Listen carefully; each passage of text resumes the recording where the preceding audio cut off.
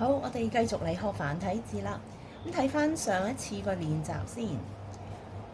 咁上一次咧已經學咗呢10個字裏邊嘅6個咯喎。咁學咗個廠字啦，仲有個兒字、己字、羽字、個字同埋個廣字嘅。咁今日就學埋其餘嗰4個啦，同埋重溫翻咧。之前嗰6個，睇下大家仲記唔記得點寫啦？好，咁第一個呢一個係個廠字啦，記得咧係要加一點俾佢先嘅。跟住咧裏邊就係一個左右結構嘅，咁呢個係廠字啦。好，第二題，咁呢一個咧係個呢個簡體咧可以變成2個繁體字嘅喎。咁其中一個咧就係個乾字啦，乾燥個乾，餅乾個乾。咁咧個繁體嘅乾字咧係先寫個十字，再寫個日字，下低咧亦都係一個十字。好啦，右邊咧就係一個黑字啦，乞丐個乞，乞頭個乞。好，咁寫多次啦，寫個十字先啦，再寫個日字，下低係一個十字，係一個上中下嘅結構。咁寫完左邊就寫埋右邊啦，就係個黑字。呢個咧就係個乾字啦。好，咁呢一個乾字除咗咧係繁體係咁寫之外咧，佢仲可以變成幹喎，能幹個幹。好，能幹嘅幹字係點寫嘅？咩做咗第5題先啦。咁咧，佢嘅左邊咧同餅嗰個乾字係一樣嘅噃，係10日10。隔離係個人字，跟住咧就再寫翻呢個簡體嘅乾字落去，咁就係幹啦。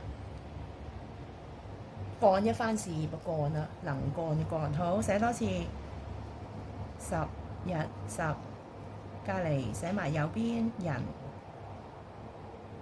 好，咁就寫完啦。好啦，記唔記得呢一個字咧？呢個兒字嘅繁體係點寫啊？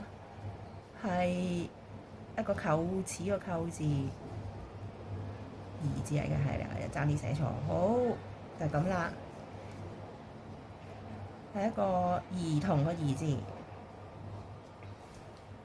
好，呢個咧就係個己字啦。己字咧，仲記唔記得係絞絲啦？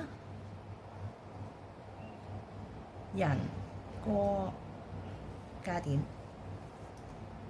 好，到下一個啦。下一個咧，呢個係個萬字喎。萬字咧都好唔同下㗎。首先寫個草花先啦，跟住咧寫個藥字啦。即係點解係藥字咧？窄口嘅就係日啦，扁嘅就係藥啦。咁所以呢個扁係一個藥字嚟㗎，即係孔子藥個藥啊。好，繼續啦，寫埋下低嘅部分，直橫點，呢個就係個萬字啦。千萬億萬嗰個萬啊，百萬富翁個萬。好，寫多次草花頭個藥字，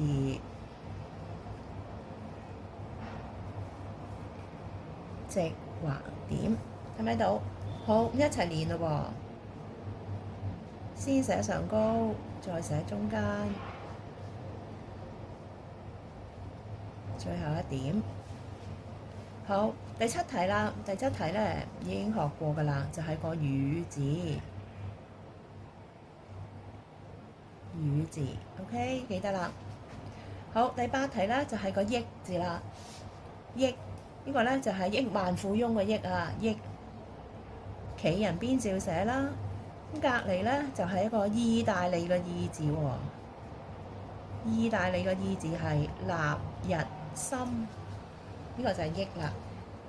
企人邊，右邊係立日心。好，一齊練啦。企人邊，立日心，意大利嘅意字。好，第9題學過啦，就係個過字啦。過字比較簡單嘅，係一個左右結構嘅字。第10題咧就係個廣字，廣州嘅廣啦，照寫外邊嘅部分，裏邊咧係一個黃字，大家都記得㗎啦。好，完成咗呢10題喎，好簡單。Very good. Goodbye, class.